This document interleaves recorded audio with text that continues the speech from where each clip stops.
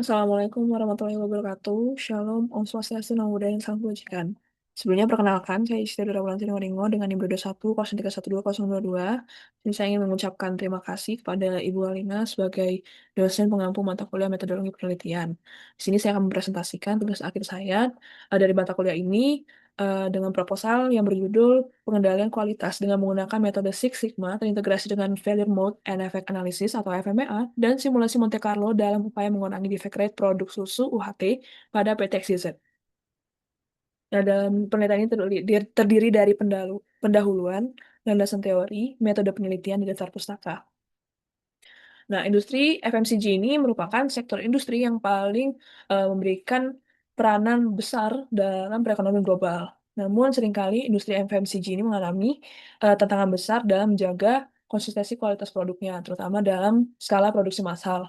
Nah, hal serupa ini terjadi pada PT XYZ yang mengalami masalah signifikan terkait kecacatan produk susu UHT-nya, itu mengalami sleeve loss yang mencapai 2,27%, dan ini melebihi dari target perusahaan itu sendiri yang merupakan 0,89%. Nah, berdasarkan permasalahan tersebut, perlu dilakukan pengendalian kualitas dengan Six Sigma ini sendiri untuk mengurangi jumlah defect dalam proses produksi yang dilakukan oleh PT XYZ. Adapun tujuan penelitian dan dari rumusan masalah yang diambil dari penelitian ini adalah untuk mengetahui faktor penyebab utama kecacatan produk di PT XYZ dan untuk mengetahui cara mengurangi kecacatan produk dengan menggunakan pendekatan Six Sigma dengan FMEA dan simulasi Monte Carlo.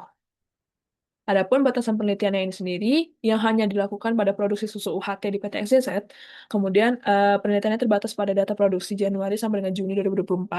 Metode yang digunakan adalah Six Sigma dengan framework DMIC, dan penelitian ini mencakup proses produksi pabrik utama PT XYZ.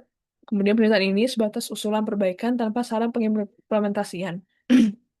Nah, bagi peneliti, manfaatnya adalah mempelajari implementasi Six Sigma dan SPC, bagi perguruan tinggi sebagai referensi kepustakaan, sebagai acuan dalam penelitian selanjutnya, kemudian bagi perusahaan adalah memperoleh solusi untuk mengurangi tingkat kecacatan.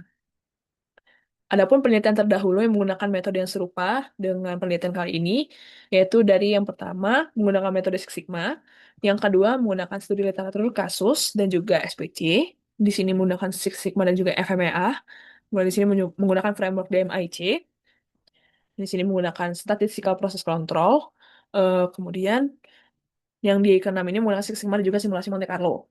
Pada dasarnya semuanya sama untuk pengendalian kualitas dari proses produksi. Adapun landasan teorinya yang pertama adalah FMCG, yang merupakan barang cepat habis terjual, contohnya adalah skincare ataupun makanan cepat saji. Lalu ada defect rate, yang merupakan indikator apakah suatu produk itu tuh memenuhi standar kualitas suatu proses manufaktur. Kemudian ada Six Sigma, merupakan metode yang terkenal untuk meningkatkan kualitas proses dan mengurangi variasi dan juga cacat. Yang di sini menggunakan framework Define, Measure, Analyze, Improve, dan Control. Dan juga ada CTQ, yang merupakan atribut karakteristik penting dari produk atau proses yang berasal dari voice of customer.